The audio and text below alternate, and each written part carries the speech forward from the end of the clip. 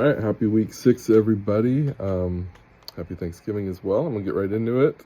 Question 1: sending signals without words. What are some examples of human interaction where language plays a secondary role or is not used at all? Have you ever encountered a situation where nonverbal cues were more significant than verbal communication? How do you interact in that setting? So one thing, I work for the tribe in Grand Ronde, a manager, and I've had to attend a lot of meetings with tribal council. And I remember one of the first meetings I was at, I was kind of given a rundown of what we're doing. And a couple of the council members kept going like this. And I was like, either they're mad at me or I don't know what that means. And, I didn't really understand. And after we got done, I asked somebody and they said, oh, well, when, native, which I'm native as well, but I didn't know this, that this is a sign of thank you or many thanks. Or it can be determined as we appreciate, what you're doing. And so for me, that was kind of my first non-verbal cue where I was like, I didn't understand it. Now, I don't do it as much, but a lot of people when we're in meetings and stuff, people go like this. I'm like, oh, okay. They're happy with what you're doing. So that was, it took a lot to learn, but it's kind of a cool thing to learn. So just once I learned it, it was cool.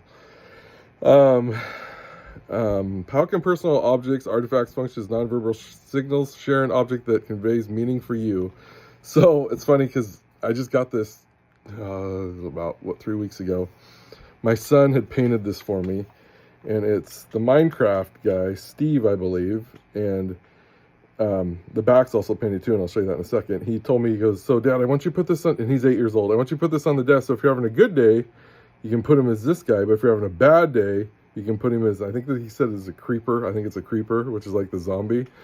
So for me, it was just kind of funny that an 8-year-old knew, that an object can signal, it's kind of your nonverbal cue or signal. So for me, if I'm having a good day, I put it here. Bad day, I put it here on my desk. So usually it's always on a good day, but I just thought that was neat for an 8-year-old and kind of holds meaning now. Usually my phone holds it, I use it to hold my phone up when I'm doing my videos, but I obviously took it off today. But yeah, that was kind of my cool thing and my personal object that, just came about the last few weeks that he painted, and he had the whereabouts and knowing a, good day or bad day. So I thought that was kind of cool.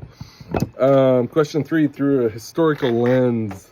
So I'm big on U.S. history and stuff. And one thing I immediately thought about with this was when nonverbal miscommunication led to significant consequences. And I thought about the shootout at the OK Corral. And I had to actually do a report on that for one of my history classes. And one of the things that I think was Wyatt Earp testified to started it was one of the brothers, I don't remember, on the other side, McLaury brothers. His eyes kind of got big, and that was his cue that, oh no, he's going to draw his gun, and they started shooting.